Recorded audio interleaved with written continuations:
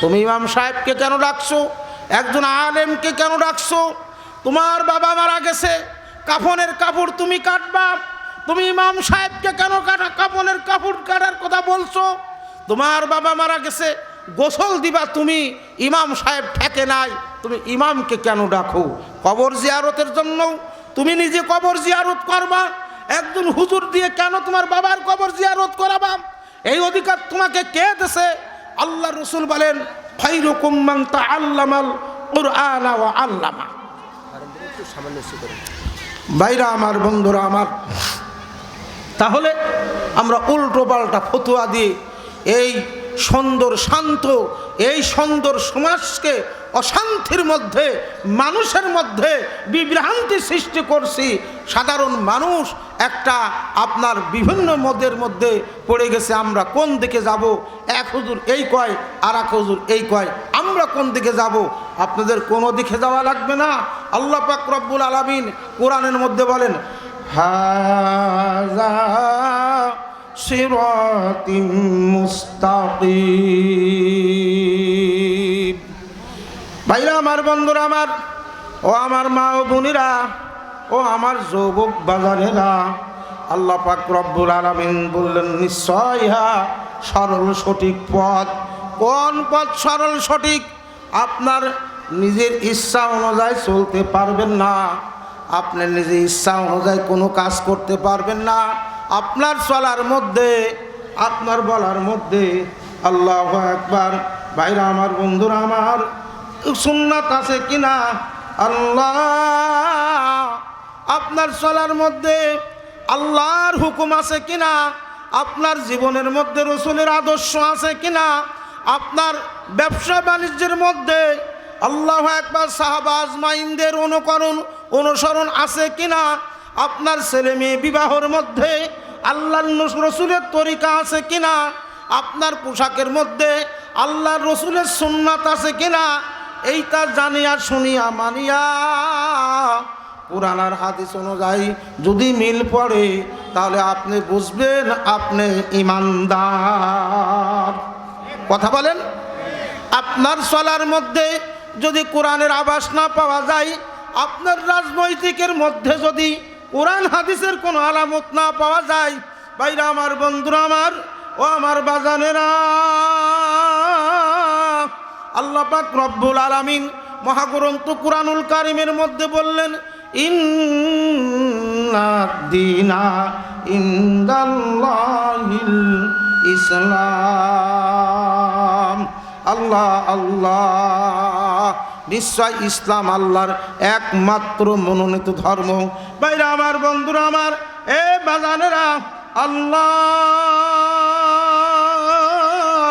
আল্লাহ পাক রব্বুল আলামিন বলেন, আল-ইয়াওমা আকমালতু লাকুম দীনাকুম আতমামতু আলাইকুম ওয়া নি'মাতি লাকুম দীনুল্লাহ। আল্লাহু আকবার। আল-ইয়াওমা আকমালতু লাকুম দীনাকুম ওয়া আতমামতু আলাইকুম ওয়া নি'মাতি রাদিতু লাকুমুল ইসলাম দীনা।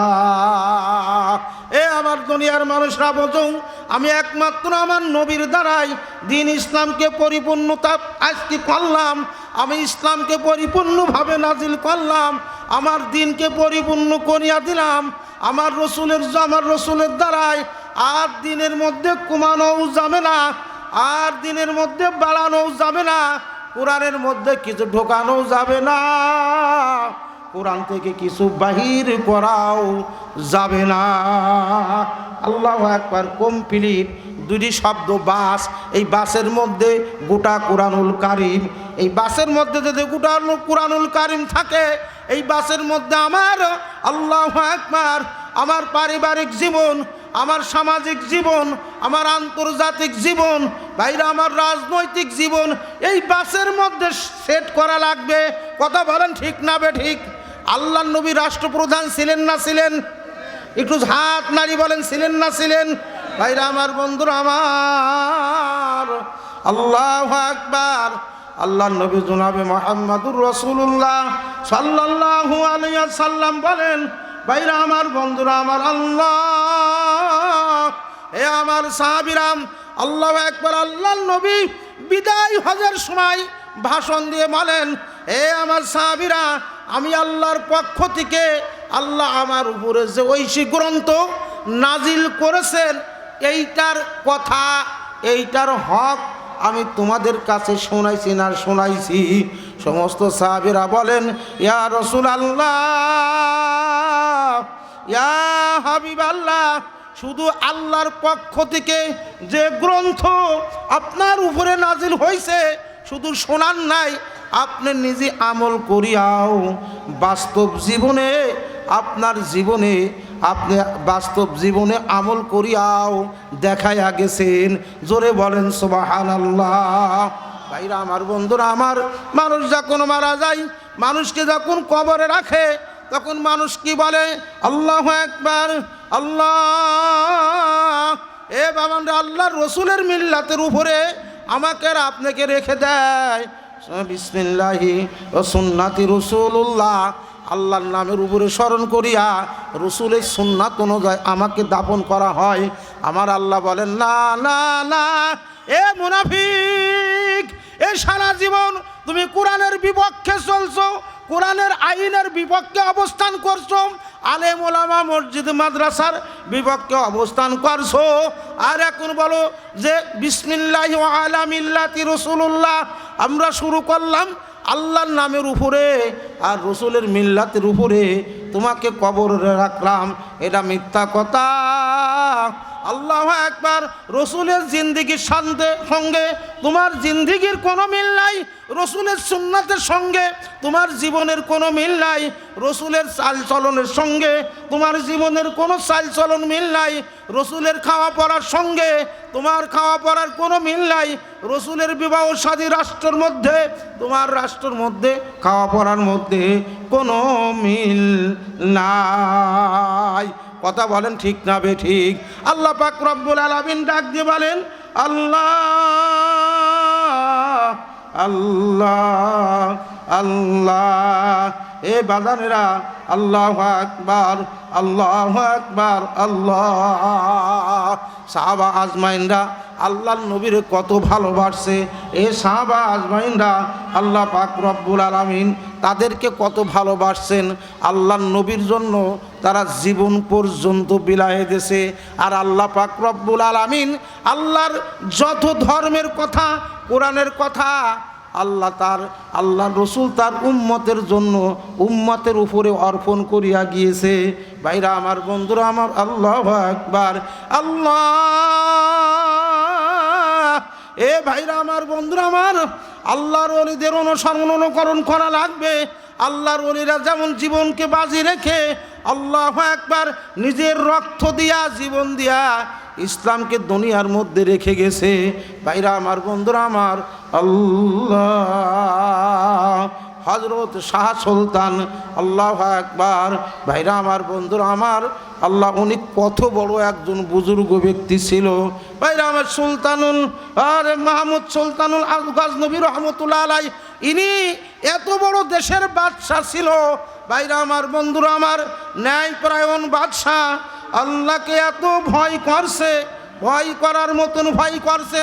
আল্লাহ পাক রব্বুল আলামিন মহাগ্রন্থ কুরআনুল কারীমের মধ্যে বলেন, ই আল্লাহু আকবার, ইয়া আইয়ুহাল্লাযীনা আমানুত্তাকুল্লাহা হাক্কা তুকাতিহি ওয়া লা তামুতুন্না ইল্লা ওয়া আনতুম মুসলিমুন।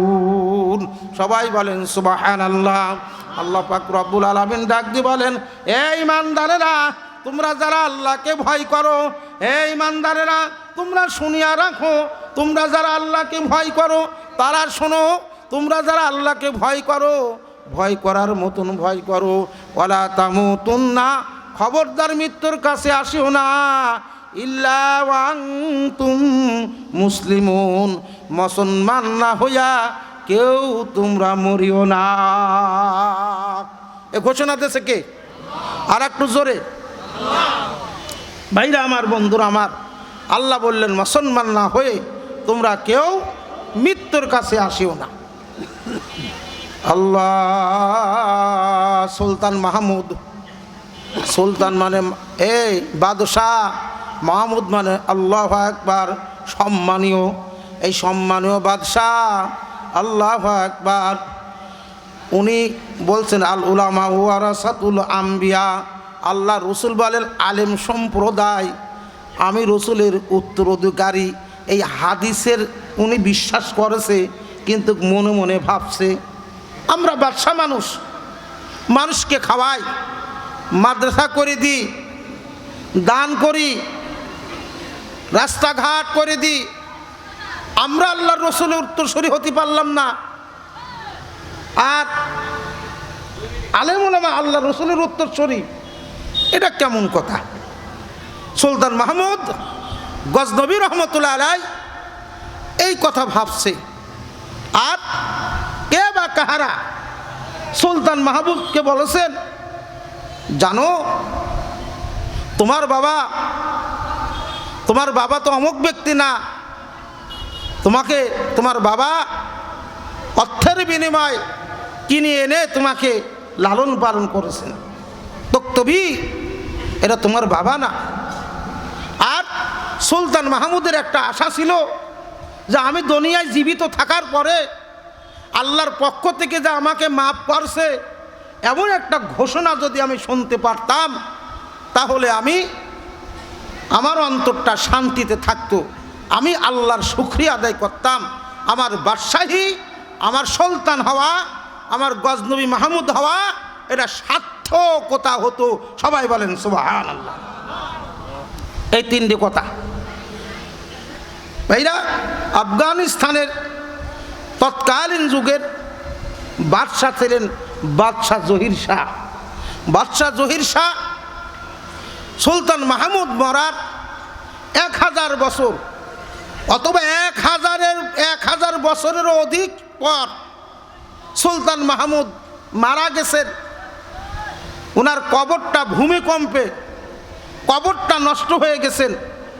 সুলতান মাহমুদের এই বাদশাহ জহির শাহ মুসলমান বাদশাহ, আর গজনবীতে সুলতান মাহমুদের কি ছিল, বাড়ি ছিল, যারই কারণে হজরত সুলতান মাহমুদ গজনবী রহমতুল্লাহ আলাই তাকে বলা হয়।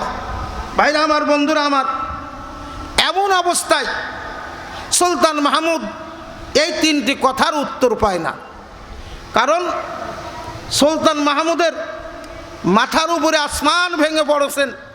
আমি তাই আমার বাবার সন্তান না, আমার বাবার লালিত সন্তান আমি, তাহলে আমার বাবার পরিচয় কি? আর আলেমরা আসলেও কি রসুলের ওয়ারিস? 2 নাম্বার। 3 নাম্বার, আল্লাহ যদি আমাকে মাফ করত, আল্লাহর পক্ষ থেকে যদি ঘোষণা হতো সুলতান মাহমুদ তোমারে মাফ করে দেওয়া হয়েছে, তাহলে আমার জানটা শান্তিতে থাকতো, তৃপ্তি পাইতাম। এই 3টি প্রশ্ন সুলতান মাহমুদের সব সময় অন্তরের মধ্যে আনাগুনা, লাঞ্ছনা, গঞ্জনা করে। ভাইরা, আল্লাহ আমাকে আর আপনাকে যে মাফ করবে বা করেছে, এটা আমি আর আপনাকে গ্যারান্টি দিয়ে বলতে পারবো? আর একটু জোরে বলেন। পারবো না।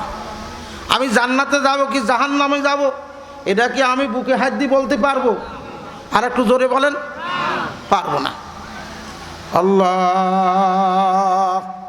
ও আমার মা ও বোনেরা, ও আমার যুবক বাজানেরা, সুলতান মাহমুদ এক রাত্রির বেলার ঘটনা। উনি অনেক লোকজন নিয়া ঈশান নামাজ পড়িয়া এমনিভাবে রাস্তায় দিয়ে চলতেছেন, যেমন আপনাদের বাড়ির পাশেই বাজার, এই বাজারের নাম কি? পান্তা বাজার, পান্তাপাড়া। বাইরে আমার এই রকম বাজার, পাশে এই রকম মাদ্রাসা। এইবার বাজারের দিকে যায়া দেখে একজন কাবাব বিক্রি করে। কাবাব তো জ্বালায়া জ্বালায়া, খড়ি দিয়ে জ্বালায়া জ্বালায়া বিক্রি করে। এমন অবস্থায় মাদ্রাসার একজন ছাত্র, তার কাছে রয়েছে কুরআনুল কারীম বা একটা কিতাব। শীতের কাল, মানুষ টাকায় দিয়ে কাবাব কিনিয়া কিনিয়া খাইতেছে, আর মাদ্রাসার একটা ছাত্র ওই আলো, ওনার বাতি কেনার মতন ক্ষমতা নাই। উনি যে বাতি কিনিয়া, এখন কারেন্টের ব্যবস্থা আছে, গাড়ির ব্যবস্থা আছে, মোবাইলের ব্যবস্থা আছে, ভাইরা আমার, বন্ধুরা আমার, আজ থেকে 50 বছর বা 100 বছর বা 40 বছর আগে কারেন্টের সঙ্গে আমাদের পরিচয় ছিল না, ফ্যানের সঙ্গে পরিচয় ছিল না। এই যে ল্যাম্পু বাতি অথবা হারিকেল জ্বলাইয়া আমরা পড়াশোনা করছি। একটা হারিকেল জ্বলাইয়া, হারিকেলকে এমনিভাবে মধ্যে রাখিয়া হারিকেলের চতুর্দিকে 4 জন 5 জন করিয়া বসিয়া কুরআনুল কারীম তেলাওয়াত করছি। ভাইরা আমার, বন্ধুরা, ধনী লোকেরাম, ও আমার মা ও বোনেরা, ও আমার বন্ধুরা, একটু মন দিয়া শোনো। আল্লাহ আজ তামাম দুনিয়া কত উন্নতমান হলো।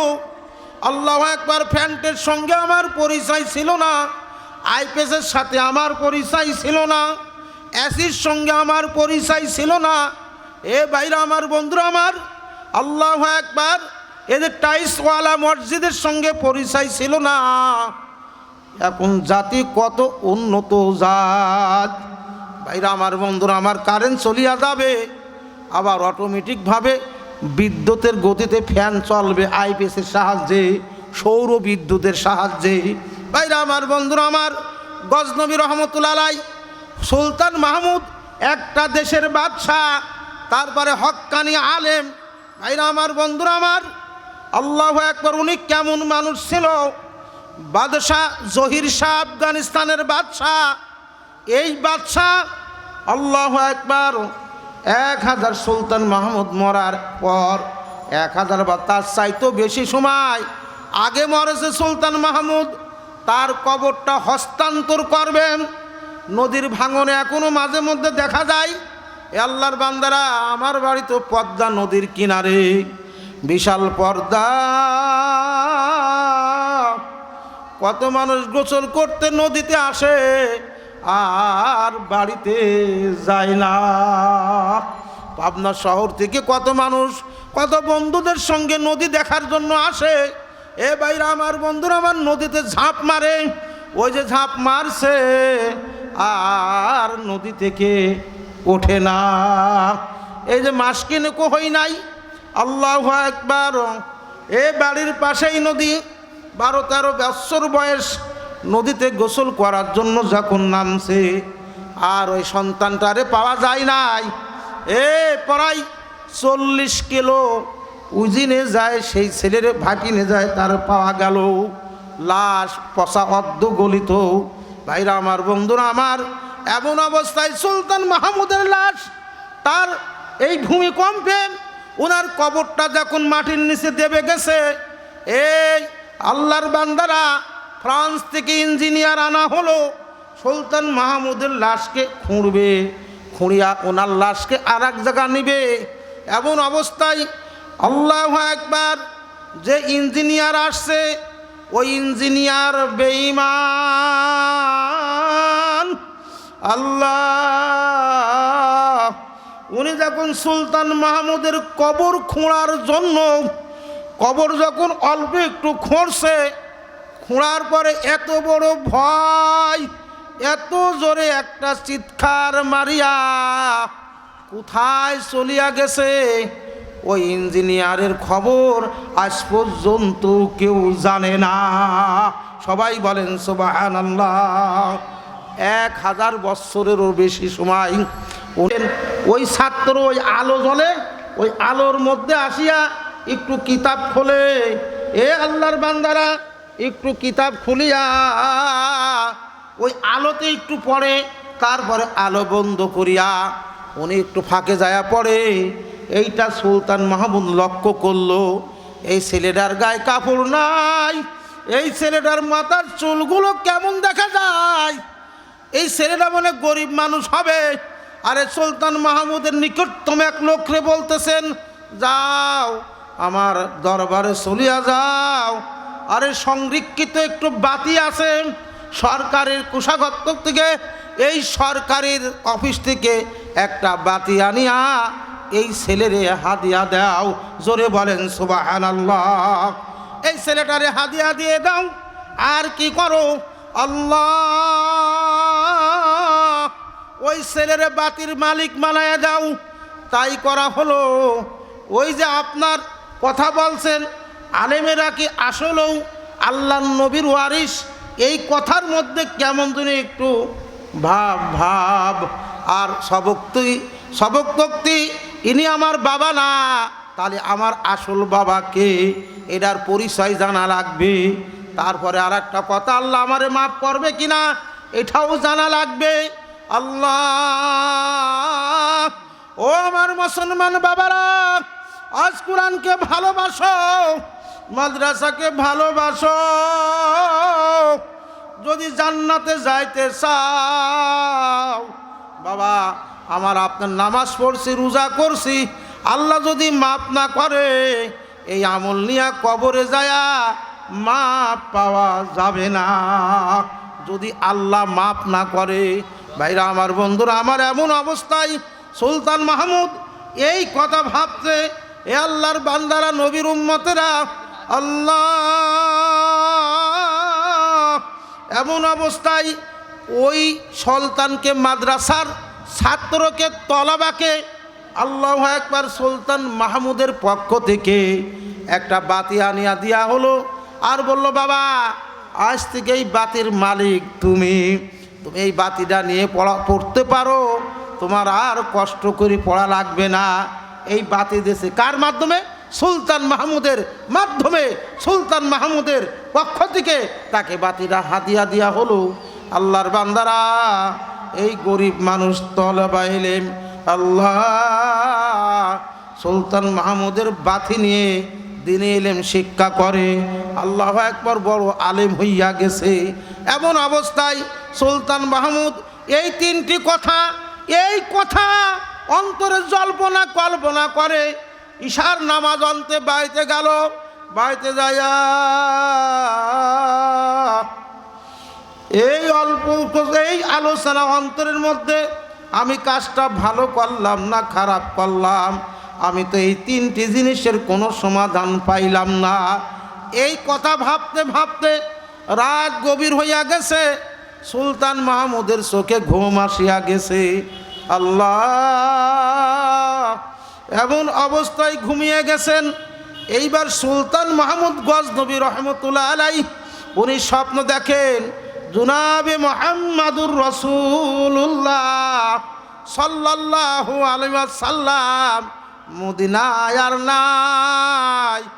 ওই সুলতান মাহমুদের বাড়িতে আসিয়া এক কথায় ডাকছে, এ সবক তক্তির সুলতান, জোরে বলেন সুবহানাল্লাহ, আরো জোরে বলেন সুবহানাল্লাহ। কে বা কাহারা বলেছিল সুলতান মাহমুদ সবক তক্তি তোমার বাবা না, তাহলে আমার আসল বাবার পরিচয় কি? আল্লাহু আকবার। সুলতান মাহমুদকে আল্লাহর নবী এসে ডাক দিয়েছে, এ সবক তক্তির বাবা সুলতান, ওঠো। আর আল্লাহ, তুমি যে মাদ্রাসার তলবে ইলম, তাকে যে বাতি দান করেছো, এই মাদ্রাসার তলবে ইলম, মাদ্রাসার আলেম ওলামারা, আমি রসুলের উত্তরাধিকারী, জোরে বলেন না সুবহানাল্লাহ। এ সুলতান মাহমুদ, আল্লাহ পাক রব্বুল আলামিন তুমি বাতি দান করছো, এই বাতি দান করার কারণে আল্লাহ তোমারে মাফ করিয়া জান্নাত নসিব করিয়া দেছে। স্বপ্নের মাধ্যমে তিনটি কথার উত্তর পাইছে। যে তিনটি কথা ওনার মনের মধ্যে সন্দেহ ছিল যে আমার বাবা কিডা, আল্লাহ রসুল স্বপ্নের মাধ্যমে তার বাবার নাম সবক্তি, এই কথা বলে ডাকে যে সবক্তির সন্তান, তুমি মাদ্রাসার ছাত্রকে একটা বাতি দান করেছো। মাদ্রাসার তলেবে ইলম, এরা আমি রসুলের উত্তরাধিকারী, আলেম উলামা, আল উলামা ওয়ারাসাতুল আম্বিয়া, এরা আমি রসুলের উত্তরাধিকারী। আর এই দান করার কারণে আল্লাহ তোমারে মাফ করে দিয়েছে, জোরে বলেন সুবহানাল্লাহ। ভাইরা আমার, বন্ধুরা আমার, আল্লাহু আকবার। অনেক বছর আগে পাকিস্তানের বড় একজন আলেম, সেই আলেমের নাম জাওজারি রহমতুল্লাহ আলাইহি, জোরে বলেন সুবহানাল্লাহ। উনি মৌলানা জাকারিয়া সাহেব তার কিতাবের মধ্যে বর্ণনা করতেছেন যে জাওজারি রহমতুল্লাহ আলাইহি উনার নিজের ব্যাপারে একটা স্বপ্ন দেখেছেন। মানুষ স্বপ্ন দেখে না দেখে? কথা বলেন, দেখে না দেখে? স্বপ্ন দেখতেছেন যে জাওজারি রহমতুল্লাহ আলাইহি উনি পৃথিবীর মধ্যে এত বড় আলেম, যেমন বাংলাদেশের জমিনে এখন আমরা এমন একজন আলেম পেয়েছি, বাংলাদেশ জাতীয় মসজিদের ইমাম আব্দুল মালেক সাহেব। উনি কত বড় জাননেওয়ালা, কত বড় তাহাকিক করনেওয়ালা, উনি কত বড় বুজুর্গ ব্যক্তি। উনার সম্বন্ধে আল্লাহু আকবার, ওমার সমকক্ষ আলেমে দিন বাংলাদেশে এখন খুব কম। জোরে বলেন সুবহানাল্লাহ। বাইতুল মুকাররমের খতিব আব্দুল মালেক সাহেব, ইনি এত বড় জাননেওয়ালা আলেম। ভাইরা আমার, বন্ধুরা আমার, এমন অবস্থায় হজরত জাওজারি রহমতুল্লাহ আলাইহি পাকিস্তান নয়, গোটা দুনিয়ার মধ্যে তার এত বড় আলেম আর কেউ ছিলেন না। আমল আলেম না হলে, যদি এলেম না জানা যায় তাহলে কি আমল করা যায়? কথা বলেন। এলেম জানলে আমল করা সহজ হয়। এমন অবস্থায় জাওজারি রহমতুল্লাহ আলাইহি একদিন স্বপ্ন দেখেন যে আমি মারা গেলাম, মারা যাওয়ার পর আমারে দাফন করিয়া সবাই বাড়িতে চলে আসলো। সবাই বাড়িতে চলে আসছেন। এইবার দেখা গেল আমার ডানে বামে দুইজন নুরানি ফেরেশতা। জোরে বলেন সুবহানাল্লাহ। এই ফেরেশতা আমি আর কোনোদিন দেখি নাই। দুনিয়ার মধ্যে কত মানুষ দেখলাম, কত দেশের মানুষের সঙ্গে চললাম, এত সুন্দর নুরানি ফেরেশতা আমার জীবনে দেখি নাই। কিছুক্ষণ পরে মুনকার নাকির দুই ফেরেশতা কবরের মধ্যে আসছেন। আসার পরে এই দুইজন ফেরেশতা বলে, তোমরা কারা, কোথায় থেকে আসছো? বলে, আমাদেরকে চেনো না, আমরা মুনকার নাকির, তাকে প্রশ্ন করার জন্য তার কবরে এসেছি। এই দুইজন ফেরেশতা বলেন, না না, তোমাদেরকে প্রশ্ন করতে দেওয়া হবে না, তোমরা কাগজ দাও, উনার পক্ষ থেকে আমরা প্রশ্নের উত্তর লিখিয়া তোমাদেরকে এখান থেকে হটায়া দেব। জোরে বলেন না সুবহানাল্লাহ। কথা অনুসারে তাই করা হলো। ভাইরা আমার, বন্ধুরা আমার, এমন অবস্থায় আল্লাহ ওই ফেরেশতা কাগজে লিখে দিল, যাও। যখন মুনকার নাকির চলিয়া গেল, এ আল্লাহর বান্দারা যাওয়ার পরে আল্লাহু আকবার, এই দুই ফেরেশতা বলে, আল্লাহর বান্দা, আমরা কারা, তুমি কি আমাদেরকে চেনো? তখন হযরত জাওজারি রহমতুল্লাহ আলাইহি বলেন, আমি তোমাদেরকে চিনি না, তোমাদের সাথে আমার কোনো পরিচয় নাই। বলে, আমরা তোমার জীবনে, দুনিয়ার মধ্যে তোমার জীবনে কোনোদিন ফরজের নামাজ তুমি তরক করো নাই। কত কষ্ট হয়েছে, পায়ের ব্যথা, হাঁটতে পারো না। মুয়াজ্জিন যখন আজান দেয়, আজান শুনিয়া ঘরেতে তুমি আর থাকতে পারো না। লাঠি ভয় দিয়ে কষ্ট করিয়া মসজিদে যায়, জামাতে নামাজ আদায় করো। আমরা হইলাম তোমার দুনিয়ার ফরজের নামাজ। জোরে বলেন সুবহানাল্লাহ। ভাইরা আমার, বন্ধুরা আমার, ও আমার মারা, ও আমার বোনেরা, নামাজ পড়া লাগবে না? লাগবে। ফজরের নামাজ কোনোদিন তরক করো নাই। আল্লাহ পাক রব্বুল আলামিন আমাদেরকে তোমার বন্ধু হিসাবে কবরে পাঠাইছে। তুমি যতদিন পর্যন্ত কবরের দিকে হাসরে না উঠবা, যতদিন পর্যন্ত তুমি জান্নাতি না হবা, এতদিন আমরা তোমার কবর থেকে যাব না। এ বাজার, আল্লাহু আকবার, কবর বড় ভয়াবহ জায়গা। উসমান রাদিয়াল্লাহু তাআলা আনহু, আল্লাহর নবীর দুটি মেয়ের বিবাহ করছে। ও আমার পর্দার আলের মা ও বোনেরা, ও আমার ভাইরা, আমার বন্ধুরা আমার, আল্লাহ উসমান যখন কবর দেখতো, কবর দেখিয়ে ফুপাইয়া ফুপাইয়া কাঁদত। উসমানের চোখের পানি দ্বারা দাড়ি মুবারক দিয়ে টস টস করিয়া পানি পড়তো। সাহাবারা জিজ্ঞাসা করতো, ভাই উসমান, জান্নাতের কথা শুনে কান্দো না, জাহান্নামের কথা শুনিয়া কান্দো না। তুমি কবর দেখি এত কাঁদা কেন কান্দো? তুমি তো যে জর্জুর জান্নাতি, আল্লাহু আকবার। আল্লাহর রাসূল 10 জন সাহাবীকে দুনিয়ায় জীবিত থাকার পরও জান্নাতীদের আল্লাহু আকবার জান্নাতি বলে ঘোষণা করছে। এই 10 জনের মধ্যে উসমান ছিলেন একজন। তারপরে আপনি তো জান্নাতি, আপনি এত মালওয়ালা, এত আপনাকে বলা হয় উসমান গনি। আল্লাহু আকবার। আল্লাহ রসুলের 2টি মেয়ের বিবাহ করছেন, তারপরে এত কাঁদা কেন কান্দেন? উসমান কান্দে আর বলে, আমার সাথীরা, আল্লাহর নবী তো বলছেন আমি জান্নাতি, আল্লাহ রসুল তো বলেন উসমান তোমার কবরের আযাব মাফ হইয়া গেছে। আল্লাহর রসুল আমার সম্বন্ধে এই কথা বলে নাই, কারণ কবরে আল্লাহু আকবার। এ আমার যুবকেরা, আমার বাজানেরা, যে ব্যক্তি কবরে নাজাত পাওয়া যাবে, সব জায়গায় নাজাত পাওয়া যাবে। যে ব্যক্তি কবরে ধরা খাবে তার আর উপায় নাই।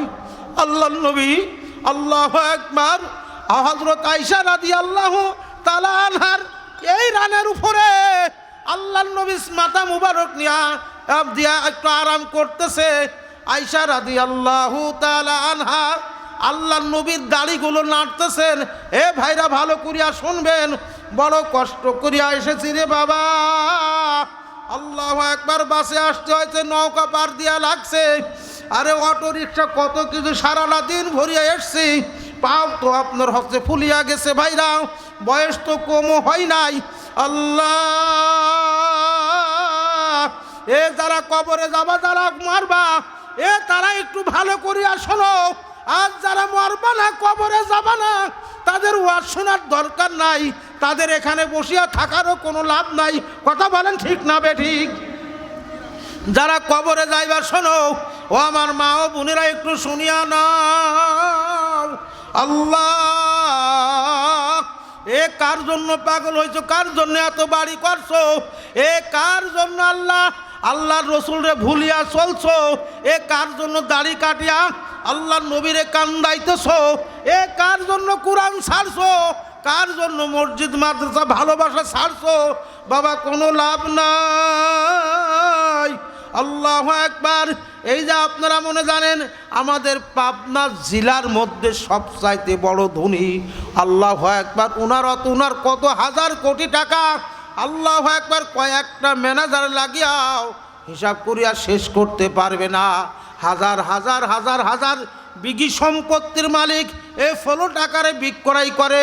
উনার বিশাল এরিয়া, 14 তলা 15 তলা, কয়টা বিল্ডিং তা কোনো খবর নাই। আল্লাহর বান্দা 1-1.5 সপ্তাহ হলে দুনিয়া থেকে বিদায়।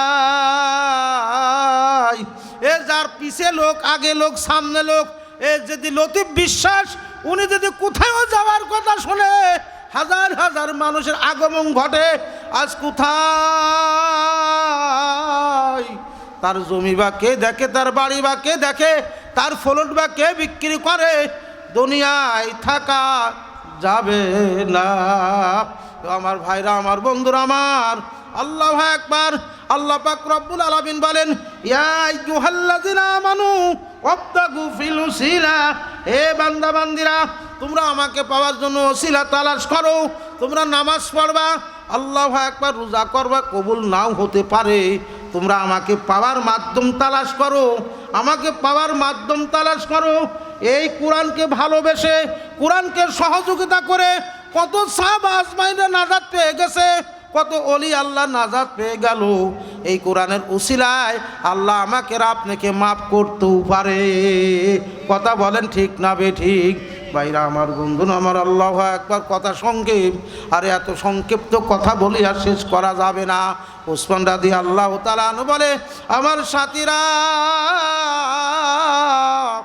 যদি আল্লাহ আমারে কবরে মাফ না করে, আল্লাহ রসুল বলেন, এই কবরটা কারোর জন্য জাহান্নামের কুয়া হবে, জাহান্নামের গর্ত হবে। এই কবরটা কারোর জন্য জান্নাতের বাগান হইয়া যাবে। অফিরাশু বিল জান্নাহ, আল্লাহু আকবার, ও আবওয়াবু বিল জান্নাহ, এই কবরটা কারোর জন্য জান্নাত হইয়া যাবে। বাজান রে, এই কবরের থেকে নদীর ভাঙ্গার কারণে 30 বছর, 40 বছর, 50 বছর পরেও কাপনের কাপড় সহ লাশ পাওয়া যায়। ভাইরা, প্রত্যেকের লাশের ইতিহাস আমরা দেখছি, পড়েছি, শুনছি। প্রত্যেকটা মানুষ আল্লাহওয়ালা, কোরআনের পাগল, সাহাবা আজমাইনদের মতন। আল্লাহু আকবার। ভাইরা আমার, বন্ধুরা আমার, এই জন্য কোরআনকে ভালোবাসতেই হবে। আল্লাহ, ভাইরা আমার, বন্ধুরা আমার, আল্লাহর রাসূল বলেন 3 কারণে তোমরা আরবিকে বেশি ভালোবাসো। কারণ আমার আল্লাহর ভাষা আরবি। জোরে বলেন সুবহানাল্লাহ। আর একটু জোরে বলেন সুবহানাল্লাহ। আল্লাহর ভাষা কি? আর একটু জোরে বলেন। আমি রসুলের ভাষা আরবি, আল্লাহর নবীর ভাষা ছিল কি? আর জান্নাতি ভাষা হবে আরবি। তোমরা 3 কারণে আরবিকে বেশি ভালোবাসো, 3 কারণে কোরআনকে বেশি ভালোবাসো। আল্লাহু আকবার। ইমাম গাজ্জালী রহমতুল্লাহ আলাইহি, উনি কত বড় দার্শনিক ছিলেন। আল্লাহু আকবার। উনি যখন মাদ্রাসায় রওনা দিত, ফেরেশতারা নূরের পর বিছায়া দিত। ভাইরা আমার, বন্ধুরা আমার, একদিন উস্তাদ ইমাম গাজ্জালী রহমতুল্লাহ আলাইহিকে বলছে, বাবা তুমি এত সবার পাশে আসো কেন? তোমার দেরি হয় কেন? বলে, হুজুর আমি যখন মাদ্রাসায় রওনা দিই, আমি দেখি একদল পাখি এমনিভাবে ডানা বিছায়া দেছে। আমার আস্তে আস্তে সতর্কভাবে আসা লাগে। এবার আল্লাহর ওলি, ওই আলেম, ওই হুজুর চিন্তা করলো, বাবা তোমার হাঁটার মধ্যে পাখির ডানার সাথে সম্পর্ক কি? তখন বলে, হুজুর আমি যখন বাড়ির থেকে রওনা দিই, আমি ওই পাখিগুলো অন্য টাইমে দেখি না। জোরে জোরে বলেন সুবহানাল্লাহ। আমি পাখিগুলো অন্য টাইমে দেখি না। মাদ্রাসা, বাড়ির থেকে মাদ্রাসা পর্যন্ত আমি যখন আসি, তখন দেখা যায় 2 ধারের পাখিগুলো এমনভাবে ডানা মিলাইয়া দেয়, পাখির ব্যথা লাগবে বিধায় আমি আস্তে আস্তে আসি। এই কারণে আমার দেরি হয়। আল্লাহর বান্দা 2 চোখের পানি ছাড়িয়া কান্দে আর বলে, বাবা আর জানা পাখি নাই, এটা পাখির দানা না, এটা আল্লাহর নূরের ফেরেশতার ডানা। একটু সুবহানাল্লাহ জোরে বলা যায় না? আমি কুরআনুল কারীমের মধ্যে থেকে আল্লাহু আকবার এক টুকরা আয়াতে কারিমা তেলাওয়াত করছি। ইন্না নাহনু নাযালনা যিকরা ওয়া ইন্না লাহু লাহাফিজুন। নিশ্চয় আমি কোরআনে জিকির অবতীর্ণ করলাম, এটা অবতীর্ণ করলাম, এইটা রক্ষণাবেক্ষণ করার দায়িত্ব আমার। কার? আর একটু জোরে, আর একটু জোরে। ভাইরা আমার, বন্ধুরা আমার, কোরআন আল্লাহ কিভাবে সংরক্ষণ করেছেন। 12 বছর, 13 বছর, 4 বছর, 9 বছর ছেলে মেয়েরা অনেক সময় এখন হাফেজ হয়ে যাচ্ছে। আচ্ছা ভাই, আমি যে কথাগুলো বলতেছি আল্লাহ কিভাবে হিফাজত করেছেন। এখন যদি আমার ব্রেনটা ওয়াশ করা হয়, আমার মাথা কেটে ফেলানো হয়, আমার কলবটা বাহির করে দেখা হয়, কোরআনের কোনো অংশ দেখা যাবে? আর একটু জোরে বলেন। কোরআনের কোনো অংশ দেখা যাবে না। কিভাবে আল্লাহ হিফাজত করছে? ভাইরা, ঢাকা মোহাম্মদপুরের এক ঘটনা আপনারা প্রত্যেকেই জানেন। এরপরে আমি আসল কাজে হাত দেব। আল্লাহ যে পান্নওয়ালা, আল্লাহ যে কত ক্ষমতাবান, আল্লাহ কার মধ্যে যে কি দিয়ে রেখেছে মানুষেরা ভাবতেই পারে না, মানুষেরা কোনো কল্পনাও করতে পারে না। এটার দ্বারা এই হইল।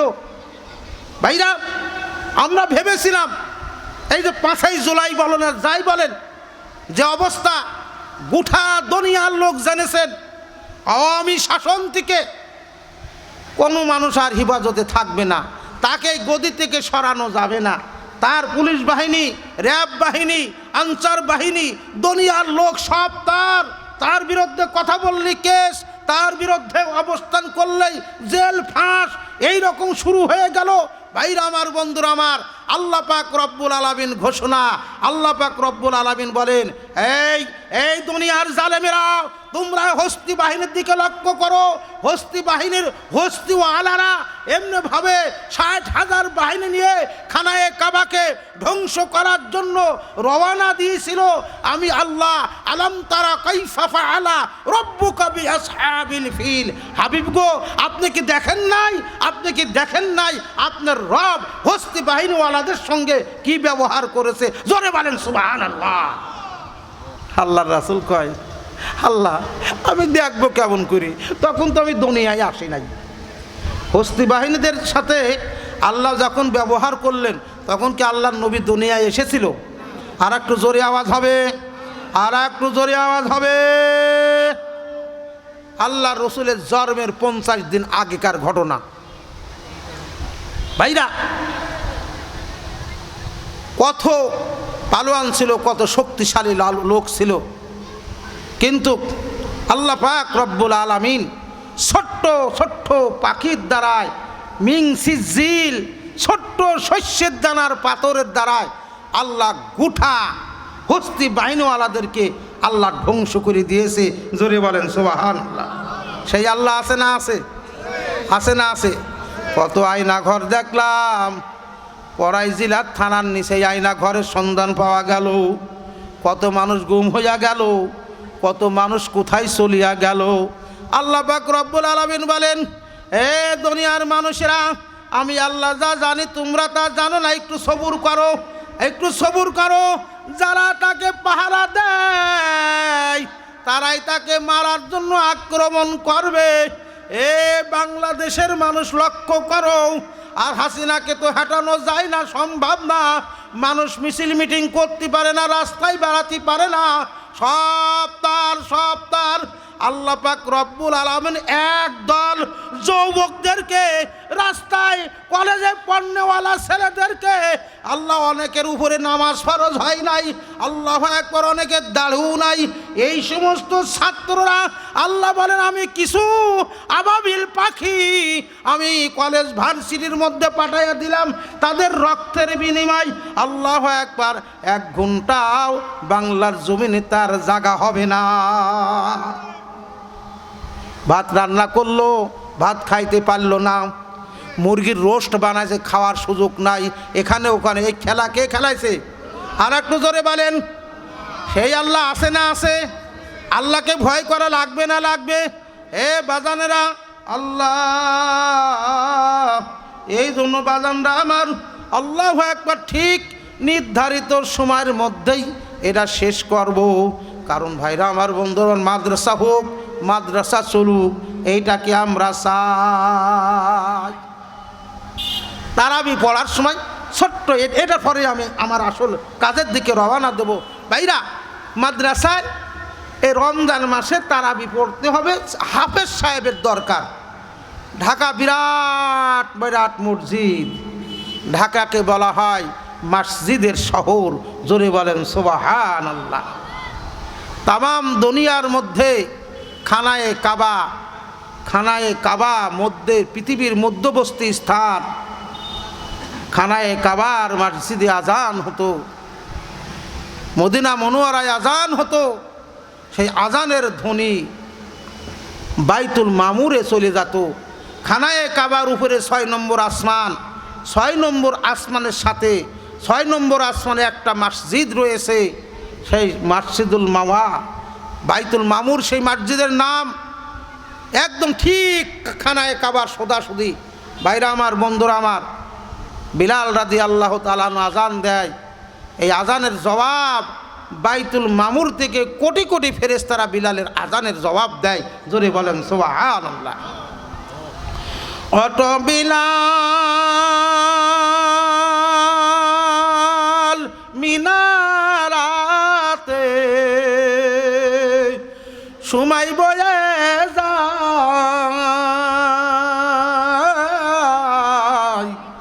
আজান দাও গো মধুর সুরে, শুনবার মনে চায়। মারহাবা হবে না? অটো বিলাল মিনারাতে সময় বয়ে যায় আজান দাও গো মধুর সুরে শুনবার মনে চায় বিলাল বলেন আজান দিলে কলিজায় মোর আগুন জ্বলে আমার আজান কে শুনিবে নবী নাই যে দুনিয়া আজান দাও গো মধুর সুরে শুনবার মনে চায় বাজার আল্লাহু আকবার বিলাল আজান দেয় বাইতুল মামুরের ফেরেশতারা আজানের জবাব দেয় হঠাৎ করিয়া বাইতুল মামুরের ফেরেশতারা আজানের আর জবাব দেয় না ভাইরা আমার বন্ধুরা আমার বিলাল আর আজানও দেয় না যাই হোক লম্বা ঘটনা আল্লাহু আকবার এমন অবস্থায় ঢাকা মোহাম্মদপুর বড় মসজিদ ভাইরা আমার বন্ধুরা আমার হাফেজদের প্রতিযোগিতা হবে এমন অবস্থায় শত শত হাফেজ সাহেবরা প্রতিযোগিতা দিয়ে খতমে তারাবি পড়াবে আপনার প্রতিযোগিতা দেওয়ার দিন শেষ পড়ার সময় শেষ হয়ে গেল এখন দেখা যায় গরিব ছোট্ট ছোট দুটি বাচ্চা গায়ের কাপড় চোপড় নোংরা পায়ে তেমন স্যান্ডেল নাই বিচারক মণ্ডলীরা বসা আছে এমন অবস্থায় দুটি ছেলে আসিয়া বলতেছেন আমরা প্রতিযোগিতা দেওয়ার জন্য আসলাম বলে তোমরা কি হাফেজ বলে হ্যাঁ আমরা হাফেজ ভাইরা আমার বন্ধুরা আমার এমন অবস্থায় আল্লাহু আকবার বলে সব ইন্টারভিউ নিয়ে শেষ হয়ে গেছে আর সময় নাই বিচারক মণ্ডলী বড় একজন জ্ঞানী আলেম ছিলেন বলে দুটি বাচ্চা এত শক্ত কষ্ট করে আইছে এদের তেলাওয়াতটা একটু শোনো আল্লাহু আকবার ওনারা যে দুই আপন ভাই ওই বিচারক মণ্ডলীরা জানে না ভাইরা আমার বন্ধুরা আমার এমন কণ্ঠ এমন তেলাওয়াত আর কোনো হাফেজ সাহেব শোনাতে পারে না দুই ভাই টেকি গেল এমন অবস্থায় দুই ভাই তারাবি নামাজ পড়ায় সাউন্ড বক্সে আওয়াজ হয় পাশেই রাস্তা যেমন মসজিদ সাউন্ড বক্সে ওনার তেলাওয়াত আলহামদুলিল্লাহি রব্বিল আলামিন আর রহমানির রহিম মালিক ইয়াউমিদ্দিন এত সুললিত কণ্ঠস্বর এমনভাবে তেলাওয়াত করে বেধর্মীরা পর্যন্ত রিক্সা চালকেরা পর্যন্ত পথ চারিত লোকেরা পর্যন্ত নামাজ পড়ে না তেলাওয়াত শোনে ভাইরা আমার বন্ধুরা আমার যেদিন তারাবি নামাজ শেষ হইয়া যাবে বারান্দায় বসিয়া আল্লাহু আকবার একজন ময়লাযুক্ত কাপড়ওয়ালা আল্লাহু আকবার তেমন একটা পোশাকও নাই ওনারা কান্নাকাটি করে আল্লাহু আকবার এমন অবস্থায় কত টাকা পুরস্কার দেয় এইবার ওই লোকটা খালি ফুপায়া ফুপায়া কান্দে এমন বলে তুমি কান্দো কেন এই কথা বলার পরে বলতেছেন কেন কান্দি জানো না একটা মাস যে কোরআনের তারাবি নামাজ পড়লো আমার বাড়ি রংপুরে এই দুইটি আমার কলিজার টুকরা ছেলে ভাইরা সেই মাদ্রাসা এই মসজিদ মাদ্রাসার ছাত্ররা পড়ে ভাইরা আমার বন্ধুরা আমার আমি আপনাদেরকে আকুল আবেদন করবো বাজান এই জন্য কোনো ভাগ্যবান ব্যক্তি আছেন আল্লাহু আকবার আল্লাহর কোরআন জমিনে থাকবে আল্লাহর কোরআন অনুযায়ী রাষ্ট্র চলবে আল্লাহর কোরআন অনুযায়ী দেশ চলবে এটা চান কারা কারা আল্লাহু আকবার লিল্লাহে তাকবীর।